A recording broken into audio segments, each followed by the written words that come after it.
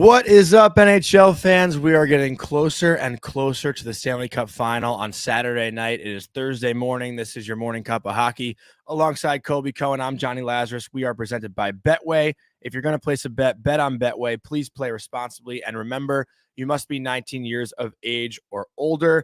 We've got a banger of a show today. We got Jason Gregor coming on from the Daily Faceoff. Does a great job covering the Edmonton Oilers. And then later on in the show, we'll actually get Calvin Pickard, the goalie for the Edmonton Oilers himself, as he drives to the airport while the team heads to Florida today. So it's going to be a full-on Edmonton Oiler preview today, and we're going to welcome on Jason here pretty shortly. But Colby, do you have anything to say off the bat? Any moods, any vibes? What's going on with you this morning? No, you know what? I'm looking forward to today's show because, we don't generally focus on just one team for a whole show. Obviously we spent 45 minutes yesterday talking about Florida. And I feel like when you do that, you start thinking about a team a little bit differently, and you start maybe noticing little things when you're looking for matchups and lineups and different things like that. And then, the fact we're going to have Jason here on in a minute. He's super close to the team. He's heavily involved in radio and media out in Edmonton, and he's been for a while, right? And also has a nephew who plays in the NHL, so he's connected to it in a number of different ways. And then, to get Calvin Pickard on, that'll be awesome because I haven't seen him probably since training camp 14 years ago.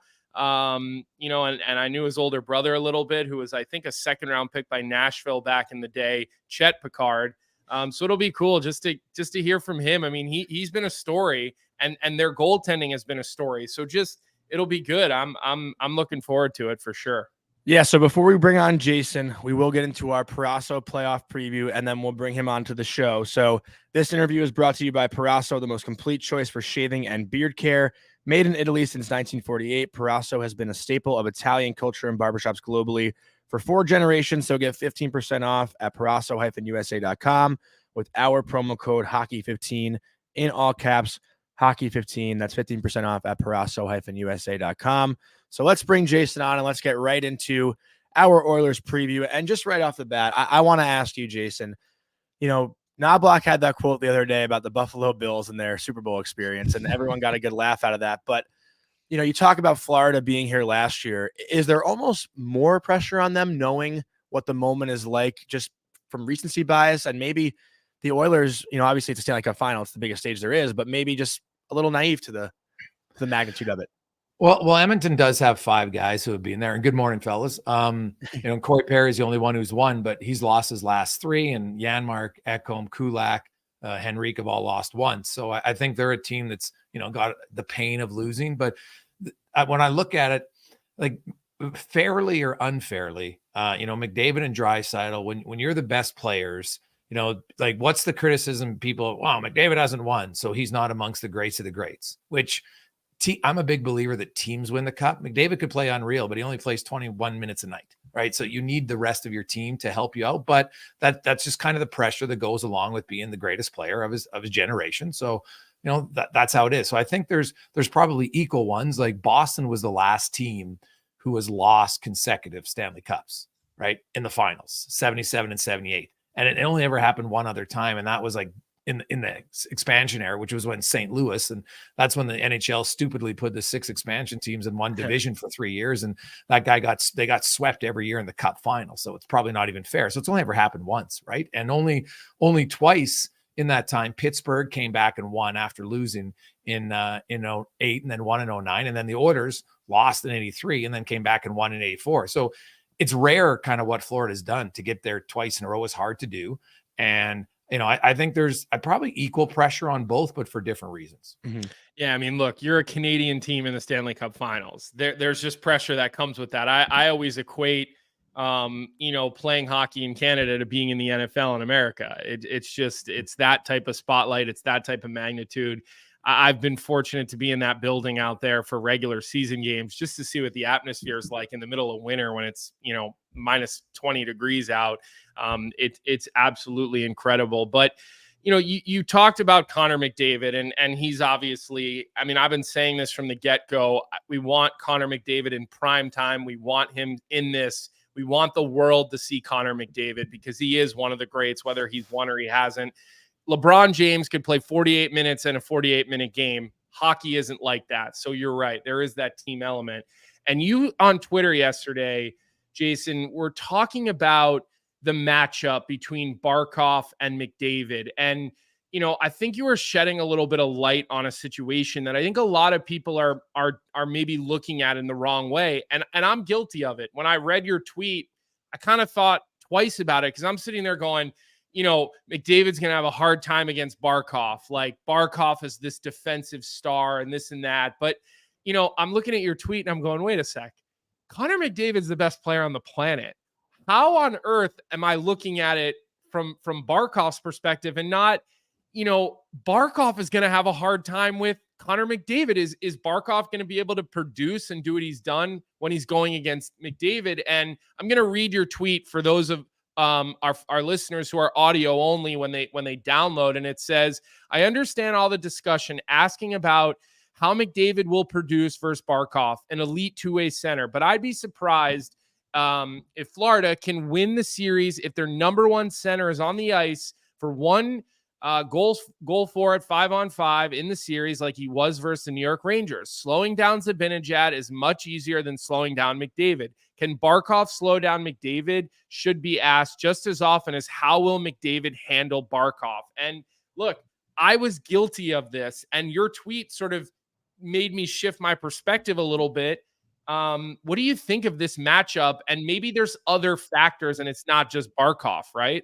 Yeah, it's definitely not just Barkov. I think Gustav Forsling, I bet you when the series is over, Forsling plays more minutes against McDavid than Barkov does, just because, you know what, like no team's really hard match. Like I looked at Zibanejad and he played 47 minutes against Zibanejad's line. And then he played like 27 minutes against Panarin. So it's rare that you're going to play all your minutes against one line. Like this isn't the 80s when Steve Kasper and Esa Tikkanen were shadowing guys, like literally skating right beside them for the whole game. And it's funny, like Forsling, I think Warren Fogle, who played in Carolina, said he thinks Forsling's like the new Jacob Slavin as far as just a pure, really good defender, excellent stick. And, Fogle told me a story how with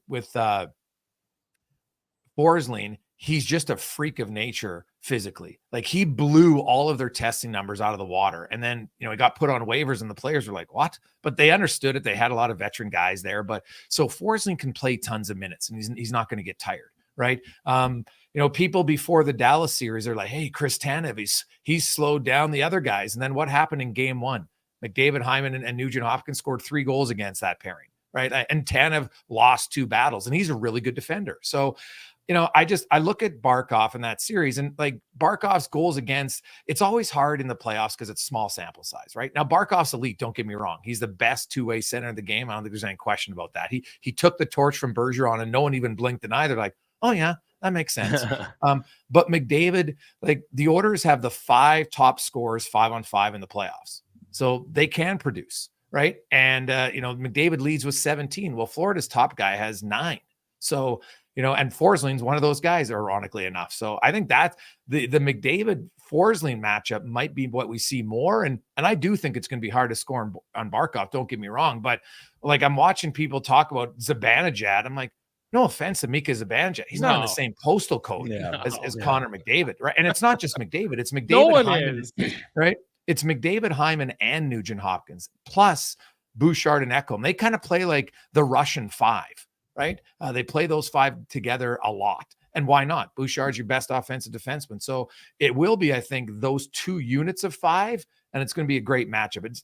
There might be moments of one-on-one, but the moments of one-on-one might be more McDavid versus Forsling. Mm-hmm. Kind of a different side of matchups. This is something we actually haven't talked about yet in regard to both teams. Sam Bennett and Matthew Tkachuk were on that Calgary Flames team that the Oilers eliminated 2 years ago when McDavid scored that overtime goal in Game 5.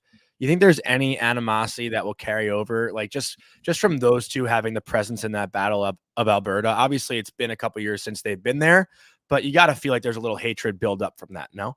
Hey, dude, Tkachuk and Evander Kane, they're not sending each other Christmas cards. I'll tell you that. Like you've got 2 competitive guys, 2 really cocky guys, 2 guys, who can mouth off to each other. Like this, I look at like Knobloch changed his lines, and he took Kane and Holloway away from Draisaitl to kind of balance out his lines in game 4, 5, and 6 against Dallas, and it worked. But back at practice, he had Holloway there. Now, Kane doesn't practice. He's banged up, but he'll play in game 1. And I expect it'll be Kane, Holloway, and Draisaitl up against that Bennett, Tkachuk, Rodrigue line. And you know that Bennett and Tkachuk are going to try to, get guys off their game. Like, if you can get David Pastrnak fighting you, that's how good you are at getting guys off your game. Like, not just fighting you, but coming off the bench, pre-planned to fight you. Like, what the hell's going on? I can't remember the last time I saw elite players do that.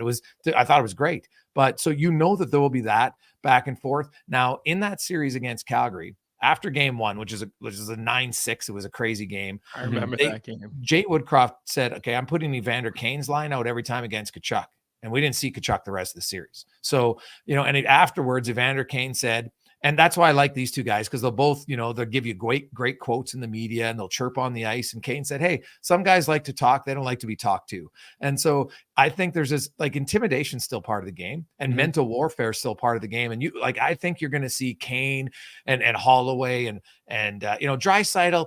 He doesn't shy away. He's not a shrinking violet, but he's more of he'll hit you with his stick than hit you with a fist. So Holloway mixes it up though. I haven't seen much of that. Oh, he's got a little sandpaper too. Yeah. Holloway's like, he's 200 pounds. He's a young guy. Like Evander Kane, how guys will drag you into it more. In the LA series, McDermott hammered Kane, and Holloway was the first guy who came run over. So like Holloway doesn't initiate it much verbally, but he will get in there, and he's pretty thick guy. So, like he's probably more engaged than Rodrigue will. Like it's going to be Bennett, Kane, and Tkachuk as the 3 guys for sure. Like Sam Bennett can really hit, right? Like you got to keep your head on the swivel when he's on the ice. So I think that's the matchup that's going to be really intriguing, because that's 2 kind of, heavy lines with some skill, right? Like Draisaitl's ultimately skilled, and Bennett and Tkachuk are pretty good players themselves. So I like that. I think that matchup will actually have a lot more animosity and physicality than the other one we talked about. Well, and the underrated part of all that is just this USA versus Canada, Canadian media. I don't think the Florida Panthers have ever seen the media ensemble that they are going to face every day in the finals now. And, I got to see this during the 11, finals, Jason, with the Vancouver. We were playing Vancouver, and obviously I wasn't talking to the media. I was on the ice getting bag skated while the media was in the locker room. But I remember how much extra, juice there was, because Luongo would make a comment, and then Tim Thomas would make a comment, and then Vigneault, and because the Canadian market amplifies everything, you've got to think, Evander Kane's good for some sort of, backhanded remark at Matthew Tkachuk, and then it's coming right back across the bow. And I think that's going to magnify all this. You haven't seen the Canadian team playing for a cup in a while. You've got this sort of cocky Florida Panthers group of players with Tkachuk and led by Tkachuk. Let's call it what it is. Look, I think it's a confident cocky. I don't think it's a total arrogant cocky. No. So I think it's a good type of swagger and cockiness. But I just think people who haven't been around or covered this with the Canadian team are just going to see a whole new level of how the Canadian market covers the NHL finals. And I think that's going to sort of draw this hatred out that I remember seeing on firsthand between guys like Lucic and Burrows and the biting incident. Like, I think we're in for that type of series. Well, that would be great, because, there was virtually no animosity in the Edmonton Dallas series. Like, it was, very respectful. They played hard, but there wasn't many hits. And, the Rangers, like I would watch them on opposite nights, and you'd be like, oh my God, like, are we in the Stanley Cup finals here in Edmonton? Like, they're not, the series wasn't as physical. I expect it to be more physical. Now, Tkachuk and Bennett played, they started their career in Canada. So I think that they'll be used to it. Ekholm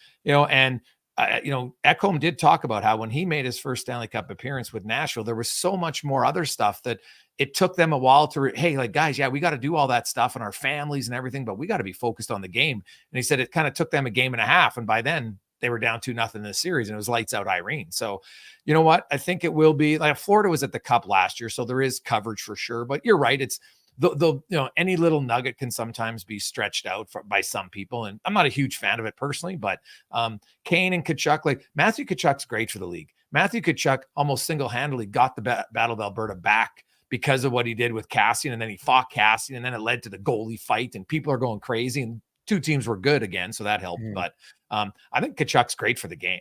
Honestly, like we need more personalities, and he's a skilled personality. He's not a guy who's playing 8 minutes a night. Right? He's leading their team in scoring. He plays tons of minutes. You know, like who will chew their mouth guard more in the series? Draisaitl or Tkachuk? That might be something to talk about. And he's a legacy name too. I mean, look, whether you're a 70-year-old hockey fan or you're a 21-year-old hockey fan, you identify with that last name Tkachuk in so many different ways. And I think that type of thing is important, and having him on the big stage, I think that's great, Johnny.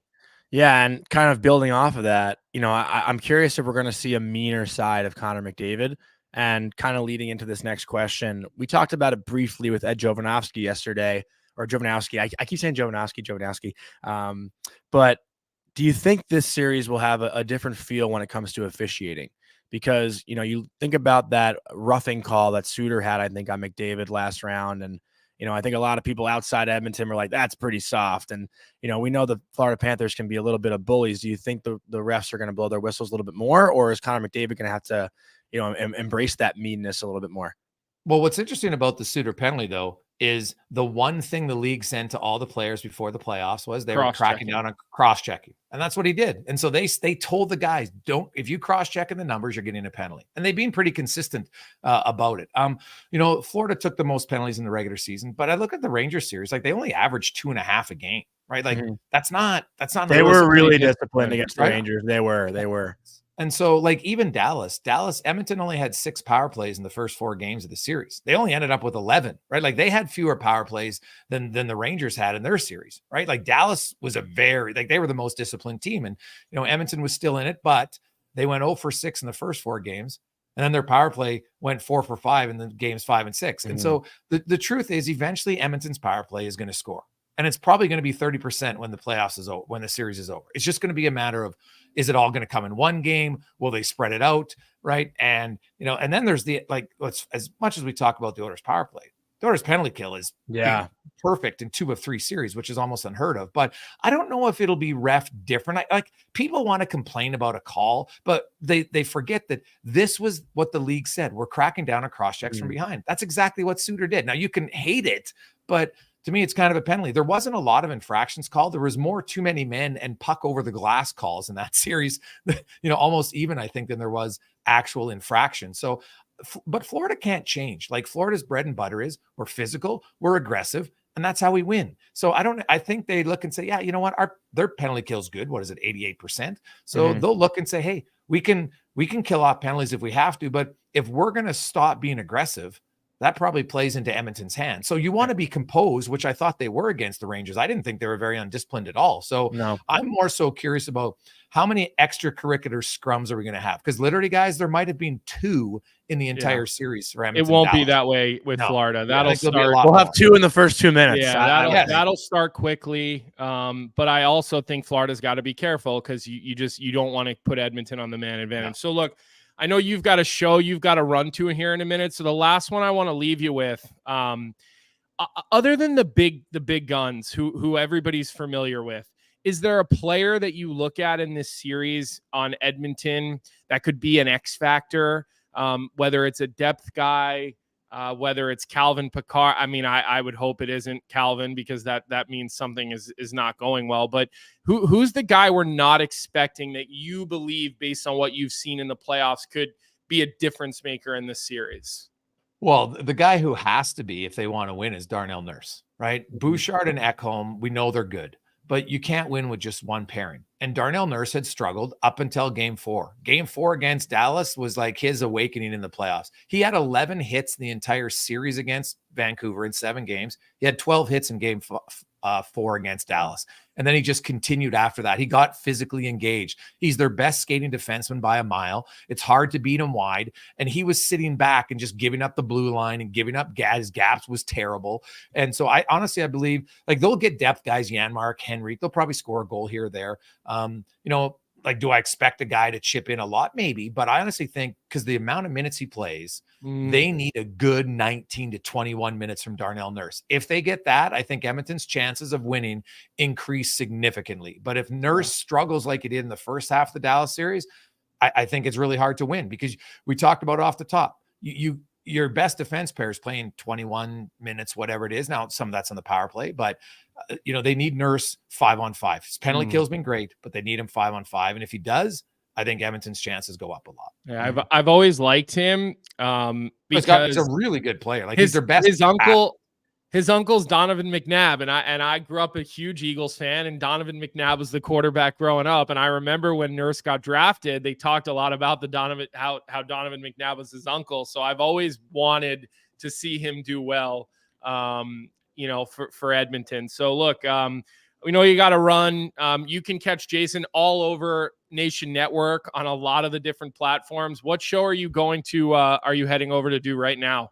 Doing the DFO rundown with Frank Saravalli. So we always record it every Thursday morning. And we got that, and then got the show on Sports 1440 later today and a few other stuff. So that's fun times, man. There's no shortage of topics right now. So it's good. Yeah. And you will at some point in the series, you'll be on the road a little bit later in the series. Yeah, right? A little bit later on. Yeah, I got some family commitments, so you got to stay married. So I'll be doing that. But then games 5, obviously game 6 will be here. So it should be I'll be stunned, guys, if this series ends in 5 games. Yeah, I don't see it happening. We want 7, no matter what. We want 7. Maybe not. When you have a dog in the fight, you might want you get it over as quick as you want, but we want 7. So check out Jason all over DFO's platforms, Edmonton Radio. You've been covering this team for a long time. We appreciate you jumping on with us today. Enjoy your show. Tell Frank we said hi. I'll see him in a couple of hours on DFO Live. I'm filling in for Tyler today. But otherwise, we'll check in with you a little bit later in the series. Thanks, Jason. Thank you, Jason. Thanks, guys. I love your show. I watch it lots, and so I appreciate having me on. Appreciate it. Thanks so much. That was awesome. And I'm going on Sports 1440 at 11:20 also. I wanted to mention that too, but I think it's too late. Let's just check out the chat quick, see if we got any comments in the chat. We got Sergei Bobrovsky, not the actual Sergei Bobrovsky, I imagine, but Colby's. He really? said, why do you think that? I don't know. I feel like he's a loyal listener to our show. It could be the real guy. I would appreciate if we could speak about the bottom 6 player of each team. Can we address that question, boys? We kind of talked about Florida's bottom 6 a lot yesterday. Do you want to talk about the Oilers' bottom 6 a little bit here before we kind of move on to the next thing? I mean, yeah. Vic, do you have the Edmonton Oilers lineup that you could put up on the screen? And we can kind of dive into their lineup a little bit. I do think one player to talk about a little bit is actually, Broberg and what he's been able to do since he came in. Here we go. We see the forward lines. It looks like this is what Jason was just referring to. They've got, Draisaitl reunited with Holloway and Evander Kane. And I really agreed with that statement of kind of dragging Holloway in if you're Kane. And I think that's a good thing. But, moving down the bottom, look, the speed of Ryan McLeod. I was just saying McLeod's my guy with the speed factor. The penalty kill, he gets up and down the ice. I think Corey Perry always has the opportunity to be an X factor. I know, Tyler was kind of harsh on him earlier when he came on our show, talking about how he had that 1 or 2 moments, but now he needs to go back down to the 4th line. And while I agree with that, but you never know when you have a guy like Corey Perry, like when is the moment where he's going to realize, like, I have an opportunity to make my mark as a veteran. And then the other guy that's really impressed me in the playoffs is Connor Brown. He's been really effective. I think effective is the right word for him. He had that big assist, I think, to Janmark on that short-handed goal too, right? Gotta have realistic expectations for him. And, the boys on Oilers Nation this year, they had the map of how far he skated without a goal. And they were hard on him all year, and they're hard on him because they love him. But he's been effective. Like his shifts, you watch him, he's winning puck battles, right? You watch him in those high danger areas of 5 feet inside the blue line on either side, right? Whether you're in the offensive zone or in the defensive zone. And he seems to be making the next right play. And I think that's a big thing for your bottom 6, Johnny. Like, you want to make sure as a bottom 6 player, the coach can trust you and you're going to go out and make the next right play. You don't need to make a big play, right? And you're playing against a team like Florida, who's sort of a ground and pound, run it, type of offense. And if you're the Edmonton Oilers, there are moments where you need to live to fight another day, where you need to just live to make the next right play. It doesn't have to be a big time play. And I think guys like Brown, guys like Fogle, McLeod, Perry, like those guys need to make sure that that is their mentality, because look, the third line centerman is Lundell in Florida, right? And the fourth line is going to be Stenlin. They can always bring in Lomberg. They're going to start with Lorentz and Okposo, but you've got Cousins and Lomberg, who I'm sure we'll see during the series, right? Yeah. So, if you're Edmonton, living to fight another day and making the next right play, I think is a mentality that their bottom six and especially their third pair are going to have to adopt. And that goes for both teams, by the way. Let me ask you this then. Which bottom six do you think has more goals at the end of the series? I think Edmonton's. Yeah, I don't know if I agree with that, because I think there's more of a scoring threat on the third line with Luosterainen and Lundell with Florida. Yeah. I think they just have a little bit more of a scoring threat. And I think generally speaking, they get a little bit more ice time. I think ice gets a little more balanced sometimes for Florida when you look at the forward group as compared to, the Edmonton Oilers, where I think that, that's something that everybody who's coached the Edmonton Oilers since McDavid and Draisaitl has struggled with, has done well at times and not done well at times, sort of balancing the minutes, keeping those guys fresh. So, look, I just think that, you look at this matchup, and the more I look at it, the closer I think it has an opportunity to be. And then I think the big question and the big talking point are really is in the goal, right? Because you've got Bob, who didn't have a great final last year. He didn't play great in the Stanley Cup Finals last year. And then you've got Stuart Skinner, who has been a story. He's been a story year after year, and he put a really good stretch of hockey together this year when they went on that massive run. He looked like he solidified himself as a number one. Earlier in the playoffs, he stumbled a little bit. And then he comes back with a number of big efforts where he just looked really in control. And you just kind of wonder, which side of him are you going to get? Are you going to get the guy who's under control? He's going to face a lot of pressure. Mm-hmm. Well, Colby, I actually want to go into our predictions for the Stanley Cup Final. Unless do you have one more thought you want to get out before we kind of do that? Well, I see a comment in the chat. Colby, you're wrong. Minutes have been very balanced under Knoblauch. Look, not every night. That hasn't been the case every single night. And I think when you're chasing the game, it's always different too. I think Knoblauch has by far done the best job of that. But if you go back to like round one, I remember Jordan Schmaltz was talking about it actually on their show, or at least on social media, and he showed a chart. I mean, there was, I was hard on the Rangers about this throughout the playoffs, where you've got guys in the bottom of your lineup that aren't even getting to 7 or 8 minutes, right? Like you need 8, 9, ideally 10 minutes out of those players. You really do.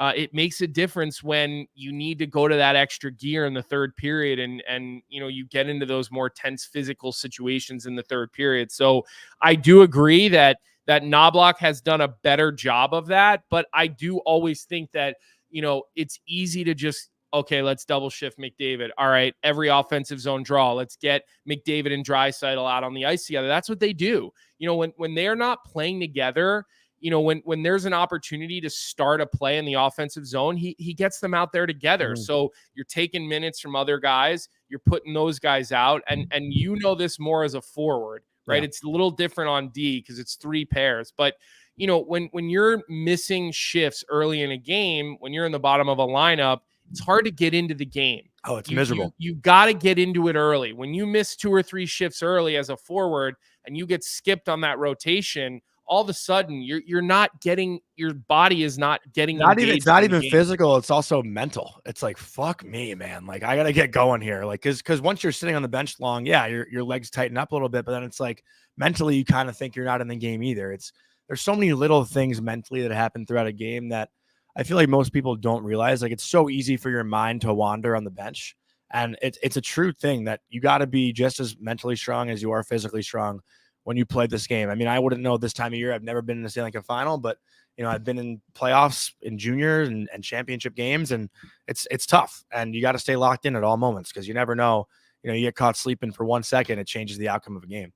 But let's go into something a little different. We usually do our Out West worst team of the week, but today we're going to do our Out West Stanley Cup final prediction. So I know we talk a lot about hoodies this spring, but summer is back in action.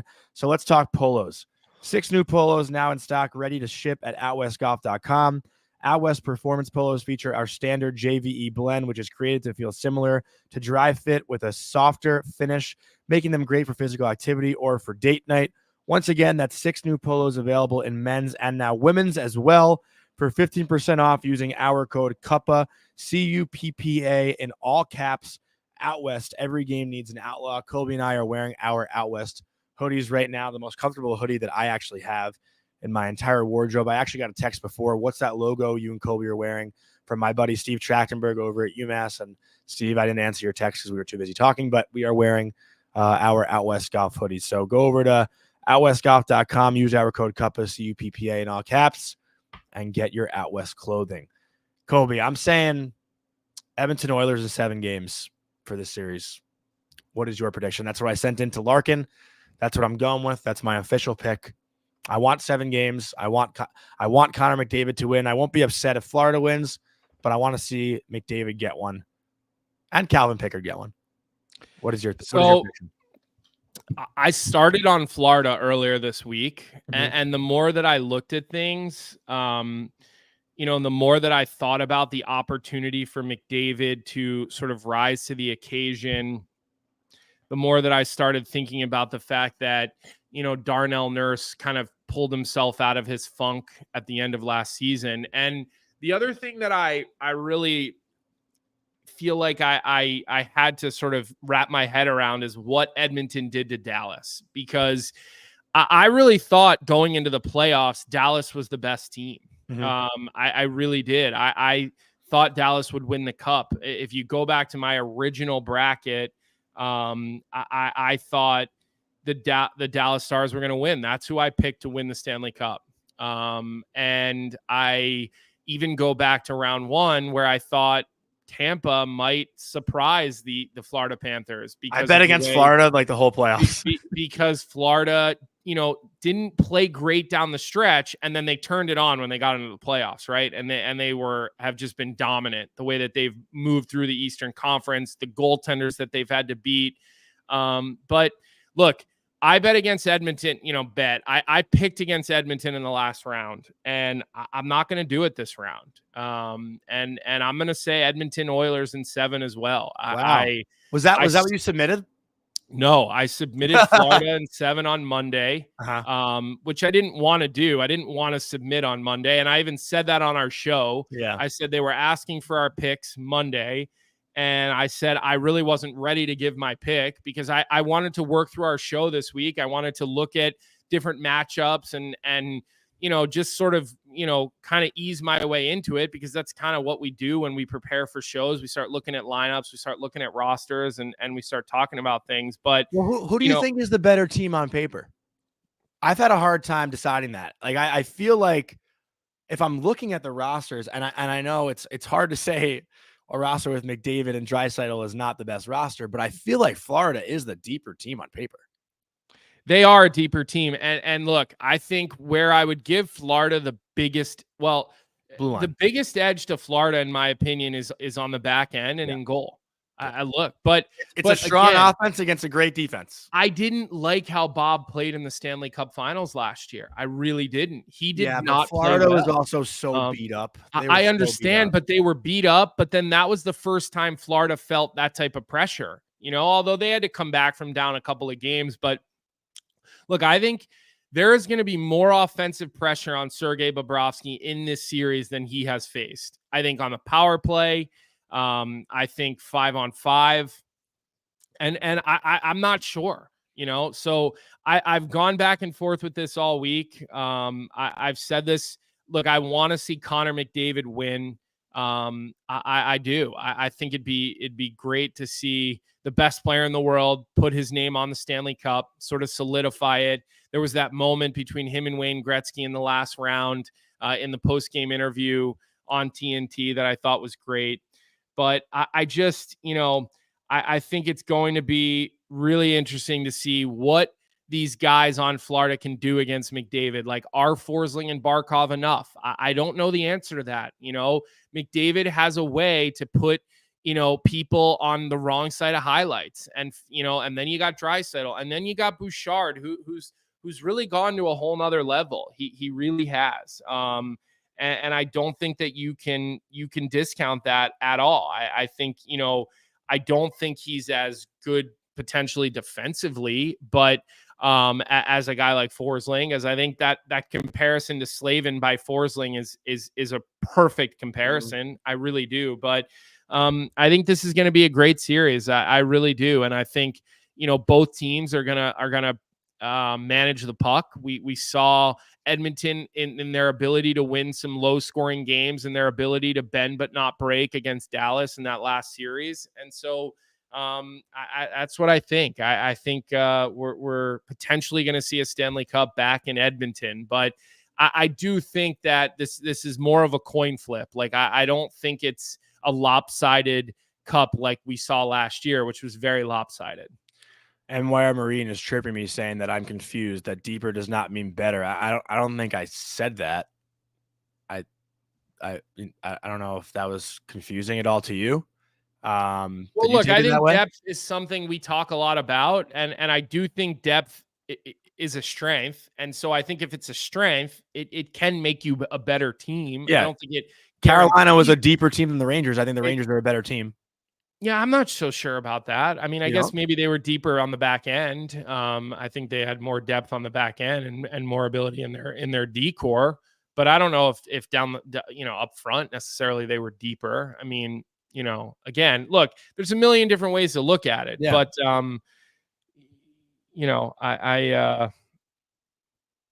that's what I think. I think that we're gonna see.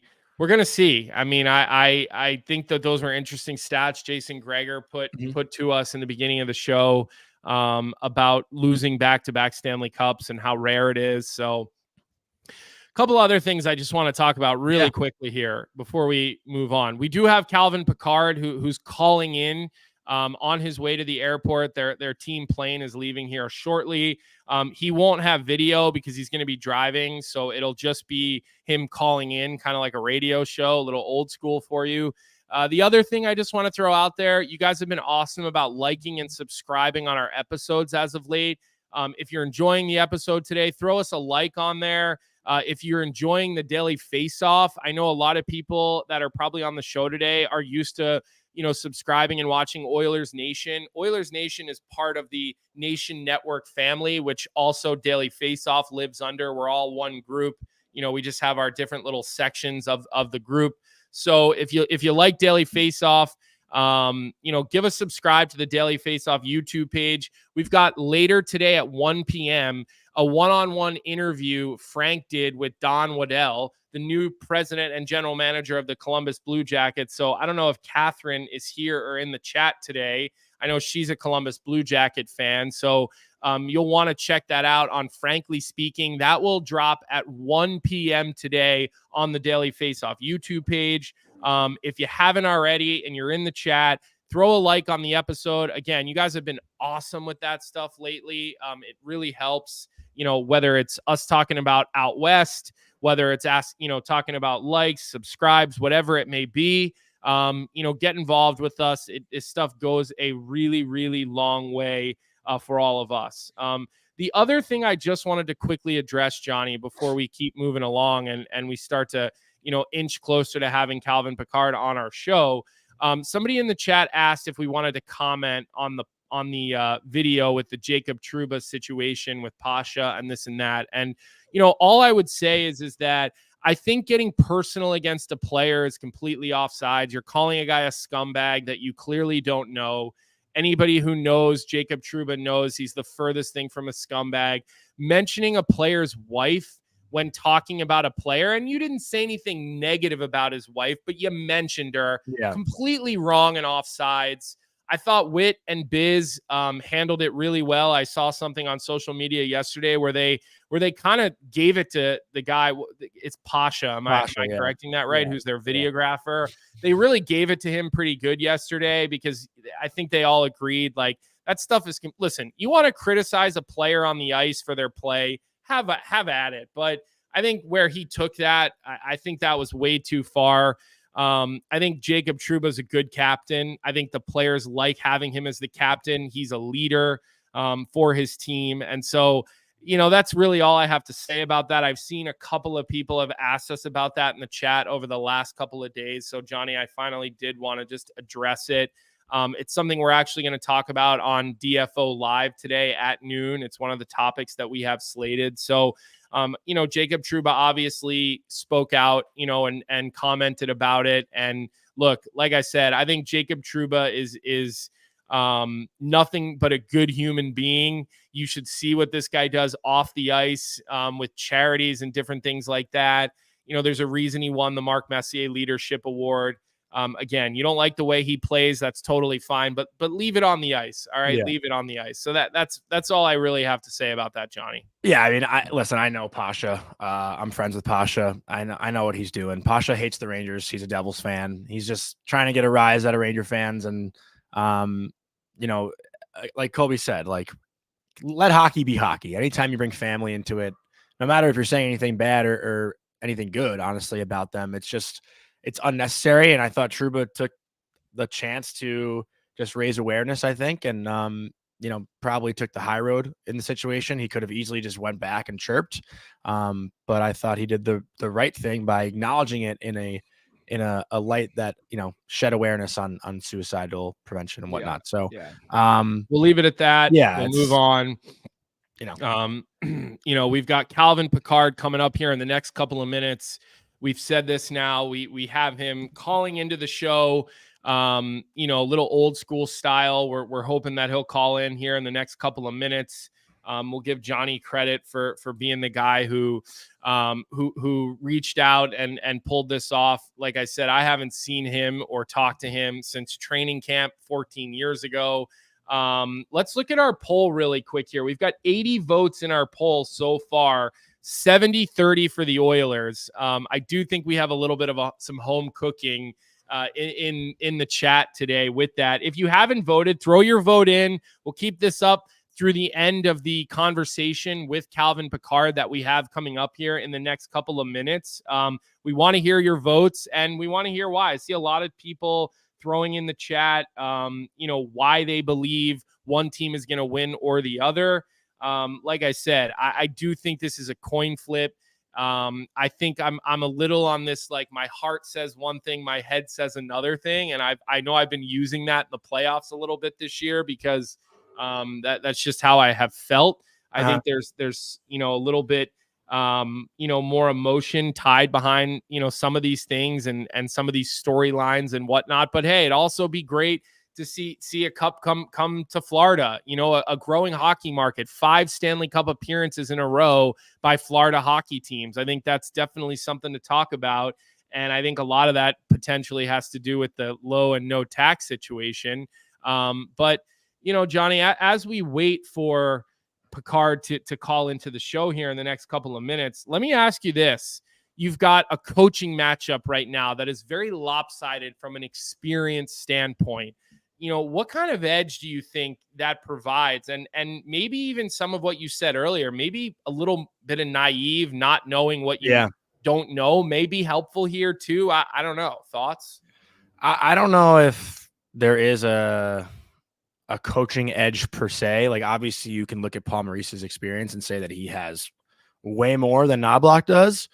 But how many times have we also seen a coach take over for a new team and then go on and win the Stanley Cup? It happens more often than you'd think. Bilesma's done it, with the Penguins. I think Mike Sullivan also did it with the Penguins, even though, he's coached for a long time. But, these things aren't very rare. So I wouldn't say there's like a coaching edge. All right, let's, I don't mean to cut you off, but let's bring Calvin in. Our man of the hour is calling into the show as we speak. So go ahead, Johnny. Calvin, you got us? Okay. You hear us? I think we got you. You hear us? Okay, perfect. I got you guys. Thanks for having me. Yeah, I love it. Thanks for being here. And first things first, drive safe. Don't get distracted by us. But I think I'm good. We got a little morning rush hour here in Edmonton. But I love it. I want to no police escort for you. Come on. I mean, definitely not for me, at least. Maybe a couple guys. I want to lead off with this, Calvin. I don't know if this is a storyline that's been talked about amongst the room, but we're going to talk about it right now. You were called up on November 8th. Knobloch was hired on November 12th. Who's more responsible for the Oilers' turnaround this year? Let's go with me, but I just can't say that with a straight face. No, it was really good timing for me, obviously, getting that opportunity when the team was struggling at the start of the year. But the job that Knobber's done has been unbelievable. Obviously, he's pushed all the right buttons, and it's a different voice, and he's very calm. And we got a lot of guys that we got so many good competitors and a lot of different wide variety of characters on our team. And he's the perfect guy for leading us all the way through here. Calvin, I want to ask you about your relationship with Stuart Skinner, because I think, we talk a lot about the job you did when you came in. You won a couple of big, you had a couple of really big moments in the playoffs. You win the game. You kind of steadied the ship and almost propped your partner back up. And these goaltending relationships are always really fascinating to me, because you guys have to be each other's biggest support staff and also biggest competition by nature. So what is that relationship like with you and Stuart Skinner? Yeah, no, it's good since day one. Obviously, he's been the guy throughout the whole year, but I've had a lot of good opportunities to play some games. And then we're down in the series in Vancouver, and I got that good opportunity to play game 4 and played well. And game 5 went pretty well too, but I don't know if you can really say I kind of turned it that series around, because I put Skins back in the net, having him needing to win 2 in a row. But no, it was a good opportunity for me. We bounce things off each other every day. We have a good working relationship, me, him, and Dustin Schwartz. And I can take things from him, he can take things from me. I'm a little bit smaller. I tend to use my battle level and compete to get around the crease a little bit. Very technical, and he's definitely gotten that battle level going right now. So it's been really good people. That's the easy thing to work with for sure. Calvin, anyone who knows your story knows you are a battler. I mean, you just mentioned it. Your battle level is kind of your bread and butter, right? That's kind of what you're known for. But I know when the puck is dropped for the Stanley Cup final, everything is going to be a little more intense. But with everything that's going on surrounding this and just your overall journey the past month, you go on After Hours, Hockey Night in Canada, a great interview. Are you enjoying and soaking in everything that comes with this, prior to the Stanley Cup final actually starting? It's been an awesome. Obviously, I snap my fingers. I'm already in my 12th year pro. I think I was just in my first training camp with you, Colby. But yeah, no, it's been a lot of fun.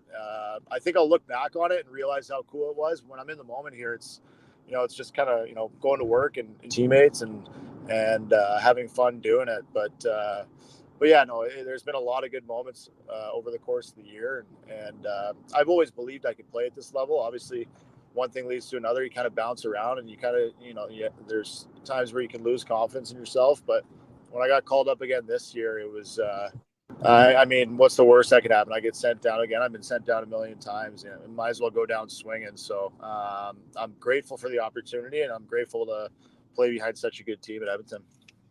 Well, Calvin, that training camp was almost 14 years ago. And yesterday, when we were promoting you coming on the show, I got a text message from Erin DeGraff, and she told me, make sure to send her best. She's the executive in charge of team services for the Colorado Avalanche, which is where Calvin and I were both drafted and were in training camp. I think you were still pretty young at the time, I think 18. So you probably went back to juniors, but good for you. It's not easy to continue to battle and kind of lose hope and get stuck in the American League. But I want to talk a little bit about the decor that sits in front of you, because I think that group has really sort of morphed into a group that manages the puck well and lives to fight another day. What are you seeing when you've been in the crease in front of this group, whether it's playoffs, regular season? Do you feel like there's a little bit of a difference in their mentality of the way they need to win hockey games this time of year? Honestly, we've defended really well. That's kind of what got us out of the hole. I think a couple of years past, we kind of outscored our problems. Obviously, I wasn't here, but that just, viewing it from the outside. And, Nobber took over and really instilled a defensive mindset. And, our decor stayed really, tight-knit and intact. It's been the same 6-7 guys basically the whole year. And like I said before, it's definitely the most defensive team I've played on at this level, and everybody knows what they need to do. And we have our offensive guys, we have our defensive guys, and everyone knows their job. And you can see it watching through these playoffs how well we've defended, and that's what's going to take off. Calvin, I think something that you probably aren't asked about a lot. Is there a lot of pressure, a lot of nerves when you're handed the lineup card and got to read it out before Game 6 with all the cameras in the room? How'd you prepare for that one? My lineup read is I think it's 6-1 in the playoffs here. I'll be getting that Game 1 read here on Saturday. I think I've set the record on how quick I can do it. I don't know if you guys have seen it, but it doesn't take me more than about 6 or 7 seconds. Plus, it's pretty easy when they just roll out 97's line and Ekholm and Bush on the back end. So kind of got it memorized at this point. Colby does a Betway bet of the day that might be affected knowing that you're 6-1 with the lineup read and you're getting it on Saturday. That might change our bet. We're gonna be texting you, asking you if you're reading the lineup card to find out who's doing it. The last one for me that I have for you, Calvin, a little more on the personal side. Your brother was an NHL drafted goalie. Was Chet a first-round pick or a second-round pick? I can't remember. He was first round, 18th overall. Right, by Nashville, if I remember correctly, back in the day, or something like that. What has he helped you at all as an older brother? And obviously you've had this long career, and has there been sort of mentorship or any guidance that you've gotten from him throughout your career? Oh yeah, he's always been the guy I look up to. Became a goalie because of him. He was a stud. Play against him in junior. He always mopped the floor with me. He's always been great to me, and we still talk almost every day about different things, and we've always had a really good relationship, and obviously it didn't go as planned once he turned pro, having a long career playing in Germany and only retired about 2 years ago. So I'm so lucky to have him, looking up to him basically my whole hockey career. Calvin, I don't know if you can necessarily answer this fully honestly, but I hope you understand what I'm trying to ask. Every hockey player growing up has that image in their head of lifting the Stanley Cup, and imagining how you're going to do it. As you get this close, is it hard to keep that image out of your head, or is it just kind of human nature to go to bed at night just thinking about, man, we're like 4 wins away here? It's all I can think about. It's not all about. It's definitely popped in my head for sure.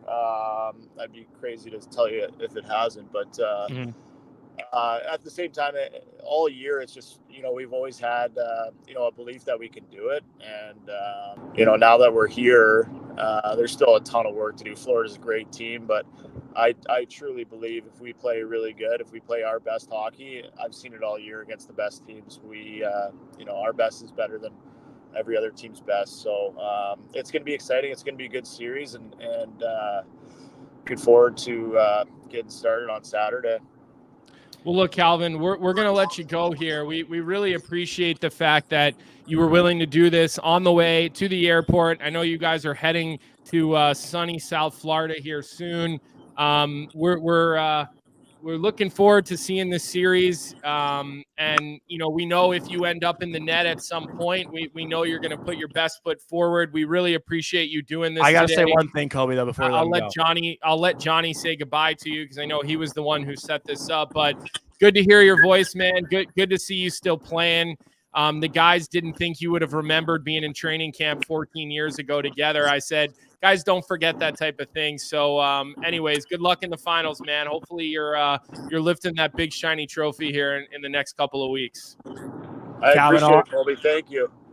Yeah, all I wanted to add was give that greasy brother-in-law of yours a big hug for me, all right?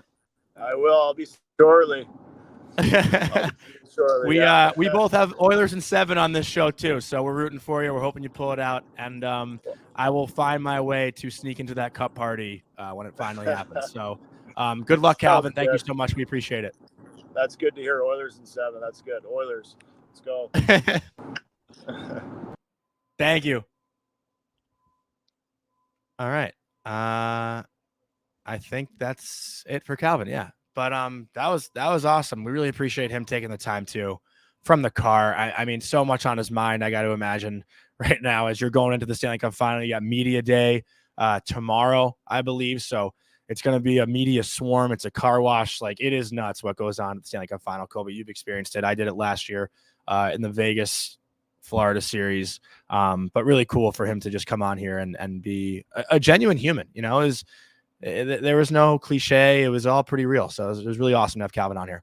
Yeah. Well, look, he's you don't survive in this game as long as he has, you know, especially a guy who's had to battle for it and stayed with it and, you know, ride a lot of buses and bounce around a lot from team to team. So it's good to talk to him and it's good to hear his perspective on things. And he's obviously a very humble guy talking about, you know, the relationship between him and Stuart Skinner. And look, I think, again, that's the position we're going to talk about. That's the position we're going to look at.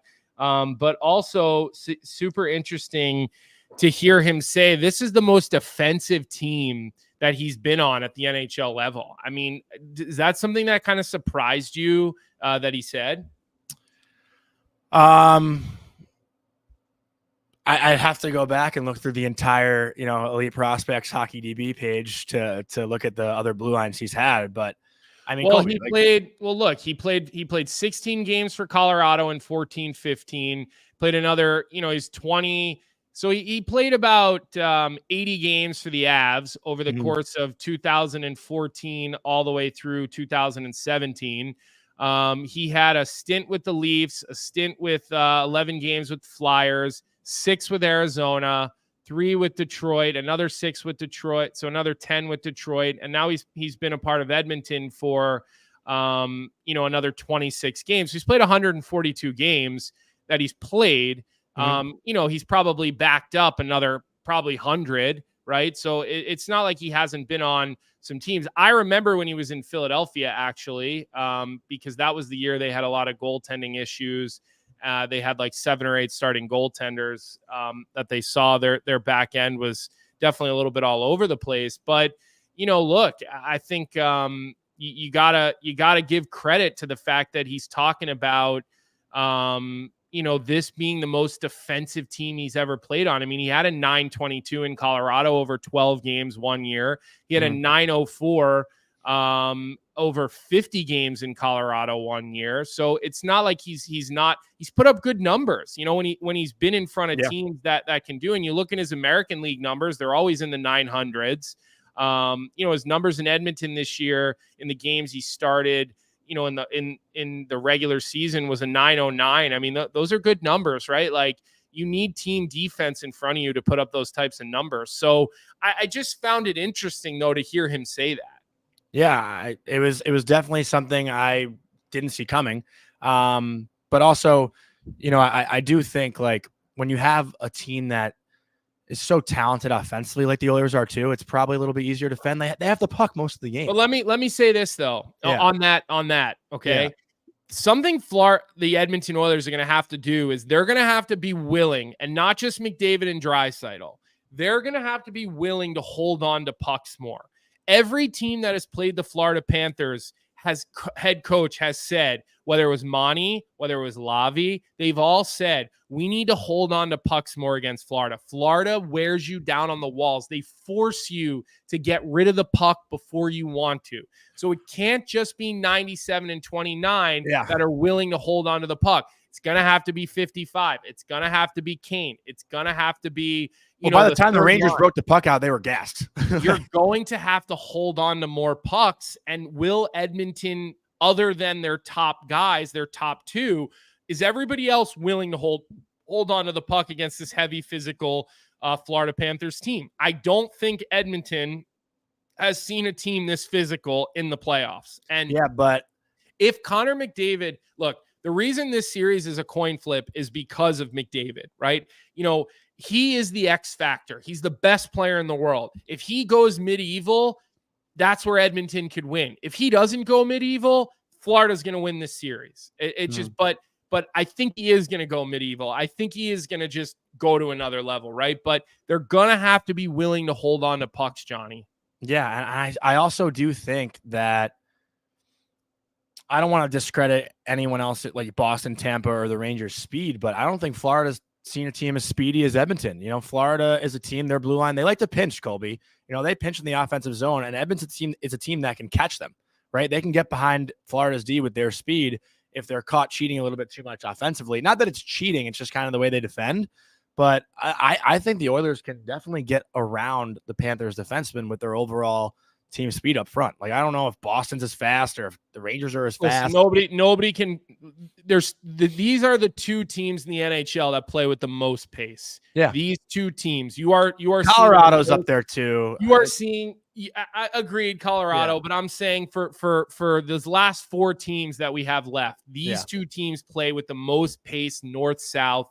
Florida plays this up straight. Florida's always going straight, right? They're never lagging, going left and right. It's north. And Edmonton, when they start stretching that winger out in the neutral zone and they start making those, 2-zone, 3-zone passes, or one, 2.5 line, 3-line passes, like that's when they get really successful. That's when they drive pucks down. They draw penalties. They get their power play on the ice, touching pucks, feeling good. So, look, this is going to be a great series. I really, truly believe that both of these teams are very capable.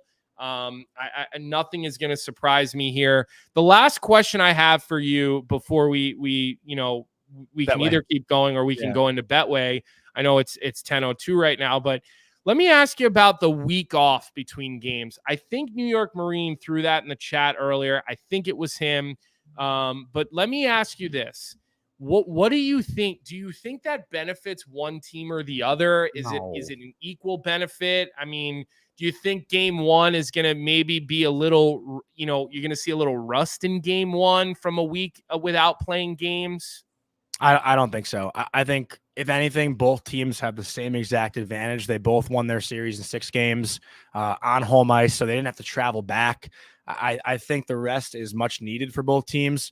You hear the injury reports that come out from the Rangers and the Stars, the teams that lost. Yeah. You don't hear about the teams that won. So these guys are still battling something, right? So, I think having a week or 6 days, whatever it is, and I think I heard easy to forget Sam Bennett missed the first, couple weeks of the playoffs with an injury, right? Guys like that, right? Yeah. So a week, McDavid's wrist people were talking about, right? I mean, the rumors about McDavid potentially needing a sports hernia surgery after the playoffs and stuff like that. So I would think the week off sets both teams up for success. It does. And I know people have been annoyed about it, but it actually, it doesn't bother me because you're giving the fans an opportunity to see healthier players to start the series, which I think is going to promote better hockey. I think that's what Paul Maurice said too. Yesterday I try to watch both teams' like YouTube channel media stuff. And I'm pretty sure Paul Maurice said there's no edge for either side here. And for the fans, like you said, Colby, you want to see the best product possible, and giving these teams a week off to get healthy and to rest up allows for that to happen. Like, had they jumped into a series 4 days later and McDavid's not 100%, Tkachuk's not 100%, Bennett's like, it's not going to be the best product. Look at Tkachuk last year. Yeah. I mean, he was a shell of himself in the finals. He had a broken sternum. Yeah, but that happened in game 2, though. That happened in the final. I'm just saying. I'm not sure a week off would have done anything for him, but still. Can I ask you? So we talked about the officiating, right? And I saw this clip come up again today. I think it was from actually a year ago today, that Kachuk hit on Jack Eichel. Do you remember that hit in the final last year? Yep. If a hit like that were to happen on Connor McDavid in this final, do you think it'd be any different? What, like, do you think they'd call a penalty just for a big hit? I just feel like there's always that extra protection over McDavid, and there has been, and I don't. It wouldn't surprise me if that same exact hit were called this time around. And you know what, Johnny? There should be. He's the greatest player in the world. That's how it works. It doesn't matter if we agree with it or don't agree with it. You got to protect your stars, right? But it's an obvious thing. Yeah. If it's a clean look, if it's a clean hit, it shouldn't be called no matter who it is, right? I think that cross check that we're keep going back to, it was a softer cross check, but they did tell the teams, like the insiders reported the fact that the league sent memos. This is where, and this is normal. They always are letting people know, hey, we're cracking down on, the face-offs this year. We're cracking down on slew footing. We're cracking down on cross-checking. So if you're saying we're cracking down on something, they're going to be looking for it, especially against the brightest and biggest star in the game. It's no different in any sport. So I hope this series is really physical. I love the physical play of the Stanley Cup Finals. My own personal experience, that series against Vancouver, watching my teammates battle through that series was a war. I mean, that was a physical war. I remember the hit that knocked Nathan Horton out, really of his career, by Aaron Rome. A lot of people probably don't remember that name. I remember it well because I remember the hit. So I like when these series get full of piss and vinegar quickly, and there's incidents in the games that create narrative and hatred and shit talking, and I hope we see all that. I really do, and I think Evander Kane can be a big part of that. I think Matthew Tkachuk can be a big part of that, and I really want to see it, and I really hope that we do see it in this series, Johnny. I really do. So let me just ask you this before we go into our Betway bet of the day. Who do you think is going to win game one? Well, Calvin's reading the lineup card. He's 6-1. So I got to go Edmonton. So he confirmed I think he said Saturday. Yeah, I think he said I got the lineup card Saturday. Pretty sure he said that. Yeah. Is that changing your mind at all? No, I'm waiting for you to tell me what you think. No, I said Oilers because he's got the lineup card. You're taking game one Oilers. Look, Florida hasn't been as good on home ice. Like, they've been good, but they've had slow starts on home ice. They have. What do you think the score is? I think it's going to be a high scoring game. I really do. Yeah. So you think when you say high scoring, we talking 8-6? We talking 5-4? No, I mean like 5-3. Like empty netter potentially. Anything north of 7 to me or 6 is a high scoring game. All right. So look, we want people to continue to vote on the poll. We're up to 161 votes right now. Who do you think is winning game one? Hold on, I'll get there. 71% to 29%. If you haven't liked the episode, give us a like on the episode. If you haven't subscribed to the Daily Faceoff YouTube page, give us a subscribe there. For those of you who didn't hear me say this earlier, we've got a Frankly Speaking episode dropping at 1 p.m. today with a Don Waddell interview, the new president and general manager of the Columbus Blue Jackets. And look, even if you're not a Blue Jackets fan, that'll be an interesting interview because the Blue Jackets, with all the prospects they have, they're drafting high in the draft again. I feel like they influence a lot of what other teams can do because of the position that they're in their rebuild. So you might want to hear that. There's rumors about Natchez and different players potentially getting traded to Columbus. So we'll see what comes of that with Frank's interview with Waddell on Frankly Speaking. That's on the DFO YouTube page. The rundown, we had Jason Gregor on earlier. That's on the DFO YouTube page. Our show, DFO Live at noon today, which I will be sitting in with Frank Saravalli. So like the episode, subscribe to the YouTube page. We love it when you guys do that. We appreciate it. It goes a long way. I think Edmonton takes game 1, and then I think Florida takes game 2. Yeah. I think it's going to be splits. There's been a lot of pressure on the home teams in the playoffs. We've kind of seen road teams go in and set their mark early in series.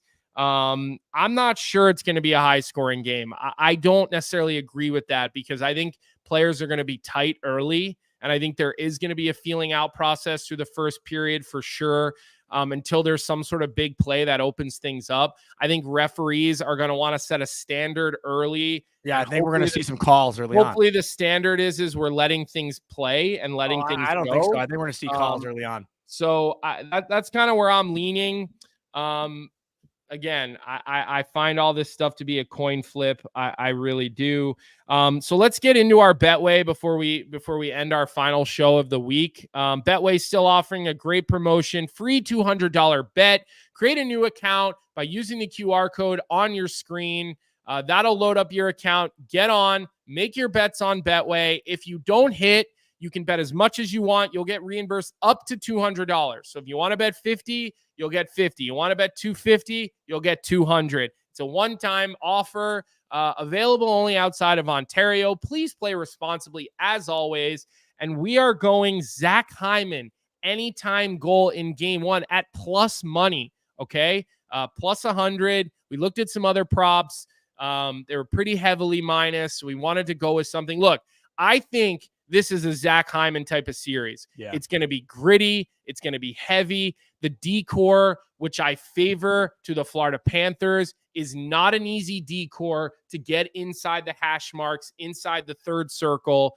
They do not let you play on the inside. So this is going to be a Zach Hyman series where he is going to have to be gritty around the net. And I think he's going to have a big series. And I know people are rolling their eyes when I say this. I think Hyman could score 4 or 5 goals in this series, and I think he's going to be in the conversation if Edmonton wins for the Conn Smythe. I really do. I don't see how he wouldn't be if he's able to have that type of series. He's 5 away from the record for most goals in a playoff. Exactly. So I think people are discounting that. Continue to discount all you want. I'm rolling with Zach Hyman for an anytime goal. I'm rolling with my guy, member of the tribe. Always and forever here. So I think that's going to be our bet for game 1. We've done really well in the playoffs with our partners at Betway. We've been picking a lot more props as of lately and less money line and puck lines. And we've been pretty fortunate with it. The way that we've been hitting, we hit a lot of props in the last Eastern series. We hit a good amount in the last Western series. So we're rolling Zach Hyman anytime goal for our sponsor and our partners at Betway, our presenting sponsor, mind you. Our show is sponsored and presented by Betway. As Johnny always tells you, if you're going to place a bet, do it on Betway. Johnny, little disappointed we don't have a show tomorrow. I am, but you want to talk to me more? No, I don't. When you called me last night at 9 p.m., I answered the phone. A perfectly normal hour. I literally answered the phone when Johnny called me at 9 p.m. last night, and I said, yes, what can I help you with? Like, I just started laughing. Like, what is he calling me for at 9 p.m.? You should know better, Johnny. I actually thought that was like such a reasonable and normal hour. I was sad, man. My date canceled on me last night. Well, listen. You need some company. You'll rebound, all right? And if you're sad and you need someone to talk to, do me a favor. Call Vic. She wants to get coffee this afternoon. Do I give her a chance or no? No, that's it. Nope. No second chance. No second chance. She upgraded you. She downgraded you from drinks to coffee. And you know what you should do? You should tell her the same thing she told you. Tell her you have a migraine. Really? Yeah, dude. I feel like you gotta give one more chance. It was the first date. Haven't met her. You got downgraded from date night to coffee. Yeah. That puts you in the prime. Cheaper for me though. That is prime friend zone. And you and I talk about this all the time. No, it's not. You get friend zoned by way too many people, way too many girls. So do yourself a favor. Don't go on the coffee date. All right. Unless you're looking for a new friend, which I don't think you are. Colby makes me look so bad in the show. Don't take Johnny's betting advice. He loves Lafreniere. He's friend zone. He's a mama's boy. No, Johnny, I'm saying you don't need another friend zone. All right. Stick with the date night. No Thanks, friend dude. zone. Appreciate it. All right. I'm Yeah. trying to help your bank account. Yeah, thank you. You're so kind. Great show, great week. Big thanks to Jason Gregor and Calvin Pickard for coming on the show. We're Oilers guys, I guess, for the next 2-3 weeks on the show, right, Colby? We're Team Edmonton. Listen, I want to see a good 7-game series. You know, I want to see McDavid star. I want to see Kachuk star. Like, I want the big players to show up, and I want the big players to show out. I want a Bush bomb. You know, I want to see Forsling continue to play the way he is. I want to see, you know, Bob make a couple of saves that are all over the top 10 on Sportsnet and SportsCenter and TSN. And, you know, I just want this finals to get the love that it deserves. You've got the Florida Panthers, who have been probably and arguably the best team in the NHL a lot of the season, with big personality and big star, versus Canada's team right now. You know, or you can debate that, but Connor McDavid, right? Connor McJesus, the best player in the world, right? He's trying to carry that Gretzky legacy of winning cups in Edmonton. And I'm very excited for this, because I just think you've got a lot of juice on either sides, and I hope the hockey delivers. That's what I want. I'm not going to say I'm an Edmonton guy for this, because that's not a fair characterization, but I want the big stars to come out and play. Vic is saying we need to read some comments. I'm not looking at the comments right now. They're mostly just about the date. Reschedule. You should go. Terry left the stove on, Jonny. I'll give her a second chance. Catherine says coffee is more relaxed, and Olivia says canceled but rescheduled. Go. I mean, I will say Olivia and Catherine are two of our more reasonable community members. Oil, yeah. They're very reasonable when they come into the chat. We have a lot of unreasonable people. Jeremiah goes, order $40 worth of coffee and say you forgot your wallet. But I think Catherine and Olivia are two of our more reasonable members that we have. So listen, maybe you want to go, and maybe you do want to, and if you do go, you probably need to put an update on Twitter so everybody can see. No, I'm not going to do it on Twitter. I'll just update on Monday. But we talk about dating on this show, not really on Twitter. It's our loyal community on Morning Cup of Hockey that all right gets to hear about my updated love life here in good job getting Calvin Pickard on the show today. You that was all you. You dropped that on Vic and I randomly, and we were both like, wait, what? So a lot of props to you for that. You've come through with some good guests as of late. Vic, you came through with Jovanowski yesterday. Yeah, what have you done? I bring nothing to the table, Jonny. I bring absolutely nothing to the table. So other than a sore back from carrying you 4 days a week for 4 hours. But anyways, we'll see everybody on Monday. Chat was great today. Hopefully we've got a bunch of new listeners that came on to hear Calvin Pickard. We hope you roll with us. Next week, we're going to be Monday through Thursday. We're going to have games to talk about. There's definitely going to be some downtime as well. We're going to look into having some guests. I would love to get a referee on our show next week to talk about officiating. And we're going to try to potentially look into that. But if there are other guests that you guys are interested in, send Jonny a DM on Twitter, because he's our DM guy. And give him some ideas of some people you may want to hear from on the off days that are reasonable and realistic people. What's funny, Jonny? Chase in the chat said you have to tell your date about how Laugh is finally here. Show her the toe drag versus Florida. Well, I got some tweets last night when you talked about getting stood up on Twitter. You did? People said someone tweeted me and said she stood him up because she found out he brings his own skates. Oh. So you still haven't lived that down. No, probably never will. All right, I think that's going to wrap it up about my dating life for the day. We'll get back on here Monday at 9 a.m. We'll try to have some more guests that are around the Stanley Cup final throughout next week, whether it's media members, former players. We're working on some former Oilers, former Florida Panthers to kind of give the player perspective. But yeah, it's going to wrap it up for this week. Great week of shows. The chat, you were awesome. Big thanks to our producer, Vic, who is, I think, off tomorrow, right? Vic's going to have a nice off day. He's been working his ass off. So big snaps to Vic too for the past week of shows and everything. For those of you that don't know, we're up till like midnight, 1 a.m. kind of just putting the plan together, but it's Vic who really organizes everything. So big credit to Vic. And yeah, have a great day. Have a great weekend. And we'll talk to you guys Monday morning. What's up, hockey fans? If you enjoyed that video, then you need to be hitting the subscribe button right here at Daily Faceoff. Exclusive interviews and analysis from our hockey insider Frank Saravalli, fantasy updates from Brock Sagan, and a daily live show at noon Eastern, Monday through Friday. You don't want to miss any of the fantastic content, so hit that subscribe.